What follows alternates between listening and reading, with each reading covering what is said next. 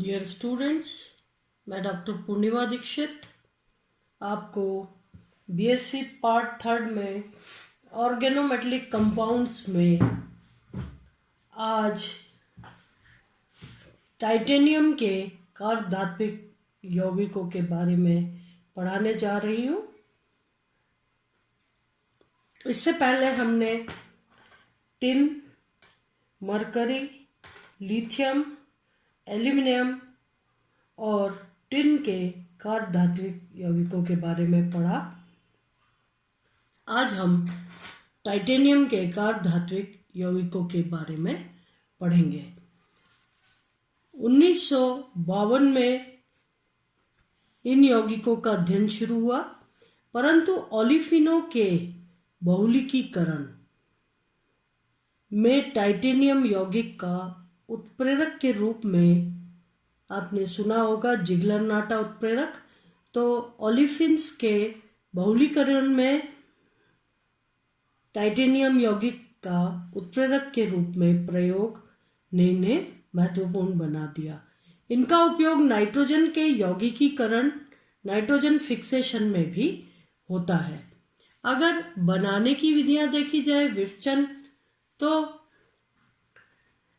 Alkali कारक या एरिली कारक अभिकर्मकों के उपयोग से ग्रिग्नार्ड अभिकर्मक और कार्ब एल्यूमिनियम या कार्ब लिथियम अभिकर्मकों की टाइटेनियम हैलाइडों से अभिक्रिया, ठीक है, या तो ग्रिग्नार्ड अभिकर्मक या कार्ब एल्यूमिनियम या कार्ब लिथियम अभिकर्मकों की टाइटेनियम हैलाइडों की अभिक्रिया द्वारा टाइटेनियम के कार्बधात्विक यौगिक बनाए जाते हैं। यहाँ पर आप देख रहे हैं टाइटेनियम टेट्राक्लोराइड, और ये इस तरीके से organo aluminium compound, carb aluminium compound की उपस्थिति में जो है मिथाइल टाइटेनियम ट्राइक्लोराइड, तो हम यहाँ ट्राई नहीं कह के मिथाइल टाइटेनियम क्लोराइड कहते हैं, ठीक है। तो इस प्रकार के संकुल बनते हैं और एल्यूमिनियम क्लोराइड भी यहाँ पर जुड़ा हुआ है। टाइटेनियम क्लोराइड और ये साइक्लोपेंटाडाइनाइल लगा हुआ है और 2 क्लोरो समूह लगे हुए हैं। मिथाइल लिथियम की उपस्थिति में टाइटेनियम में दोनों क्लोराइड समूह निकल जाते हैं और डाइमिथाइल बिस साइक्लोपेंटाडाइनाइल टाइटेनियम कंपाउंड बनते हैं। अगर मिथाइल लिथियम की उपस्थिति में देखें तो टाइटेनियम टेट्राक्लोराइड इस तरीके से टेट्रा मिथाइल टाइटेनियम बनाता है। अगर टाइटेनियम आइसोप्रोपॉक्साइड तथा फेनिल लिथियम की अभिक्रिया देखें तो टाइटेनियम आइसोप्रोपॉक्साइड प्लस फेनिल लिथियम क्या बनता है? फिनाइल टाइटेनियम ट्राई आइसोप्रोपॉक्साइड, ठीक है। इसके अलावा ये हो गया फिनाइल टाइटेनियम आइसोप्रोपॉक्साइड। हम डायट्राई जैसे शब्द नहीं लगाते इसलिए हमने लिखा आइसोप्रोपॉक्साइड। टाइटेनियम के बिस साइक्लोपेंटाडाइनाइल यौगिक का संश्लेषण टाइटेनियम टेट्राक्लोराइड तथा मेटल ये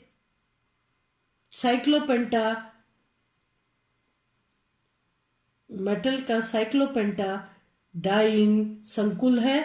इनकी अभिक्रिया से यहाँ मेटल की जगह पर लिथियम हो सकती है, सोडियम हो सकता है, और इस तरीके से टाइटेनियम टेट्राक्लोराइड प्लस NaC5H5 क्या हो गया? Cyclopentadienyl sodium. तो साइक्लोपेंटाडाइनाइल सोडियम और टाइटेनियम टेट्राक्लोराइड आपस में मिलके बिस साइक्लोपेंटाडाइनाइल टाइटेनियम डाइक्लोराइड यौगिक बनाता है। अगर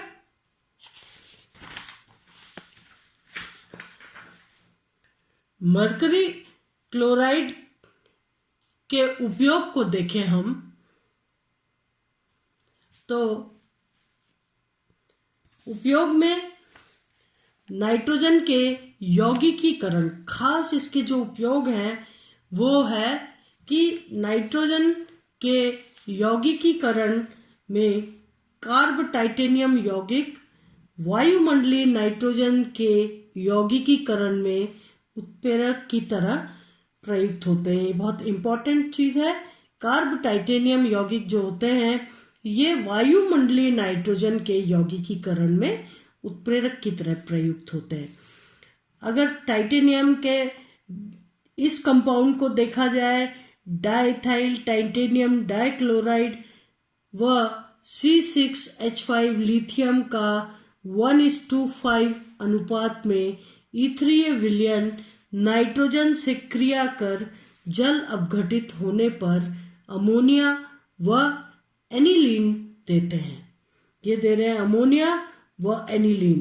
इस अभिक्रिया में नाइट्रोजन अणु जो है वो टाइटेनियम फिनाइल बंध की में निवेशित होता है। क्या होता है? देखो, टाइटेनियम फिनाइल बंध में नाइट्रोजन निवेशित हो जाता है। ये बना टाइटेनियम फिनाइल बंध। नाइट्रोजन जो है इस तरीके से टाइटेनियम से जुड़कर नाइट्रोजन यहाँ पर आ जाता है और ये नाइट्रोजन समूह फिनाइल से जुड़ करके ये इस तरीके से मध्यवर्ती संकुल बनता है और इस संकुल फिनाइल लिथियम की उपस्थिति द्वारा अपचयन होता है और जल अपघटन होता है और इस प्रकार से फिनाइल NH2 प्लस NH3 यानी जो नाइट्रोजन एटमॉस्फेयर में है इस प्रकार से उससे अमोनिया मिलता है। तो ये नाइट्रोजन यौगिकीकरण में भी काम आते हैं। दूसरी बात है कि टाइटेनियम यौगिकों द्वारा बहुलीकरण जिग्नल-नाटा उत्प्रेरक। ये क्या होता है?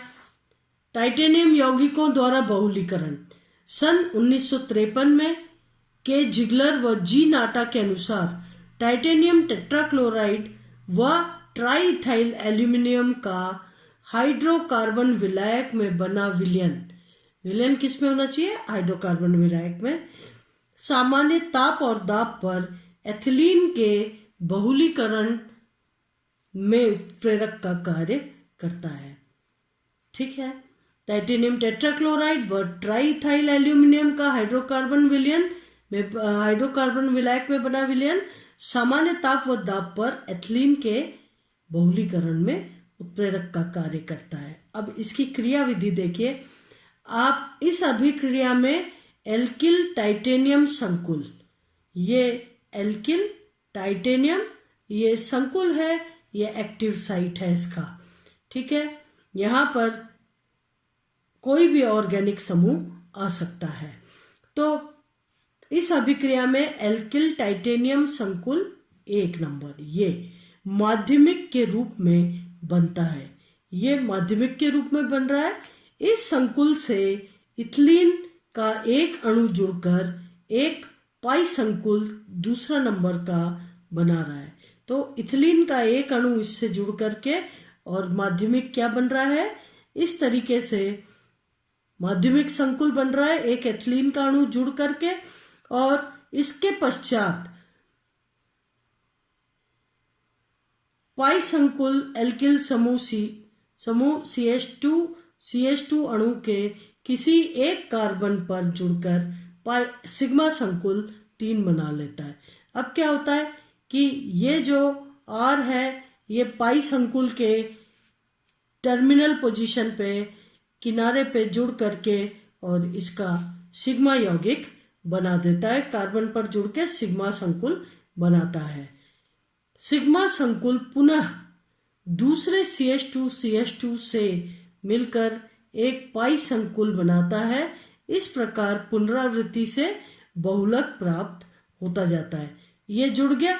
अब इसके बाद यहाँ पर फिर इस तरीके का प्रोडक्ट बनेगा एथिलीन से जुड़ के, फिर R उधर आ जाएगा। इस तरीके से ये बहुलक बनता जाएगा। तो कार्ब टाइटेनियम संकुलों का या यौगिकों का उपयोग जो है नाइट्रोजन के यौगिकीकरण, साथ ही बहुलीकरण जो है इथिलीन का, उसमें बहुत अधिक इसका उपयोग होता है। और जहाँ पर ये उत्प्रेरक के रूप में काम करते हैं इथिलीन के बहुलीकरण में, वो जिगलर नाटा उत्प्रेरक कहलाते हैं। उस जगह पर ये इन्हें जिगलर नाटा उत्प्रेरक कहा जाता है, जो कि बहुत ही फेमस है, इम्पोर्टेंट है। धन्यवाद।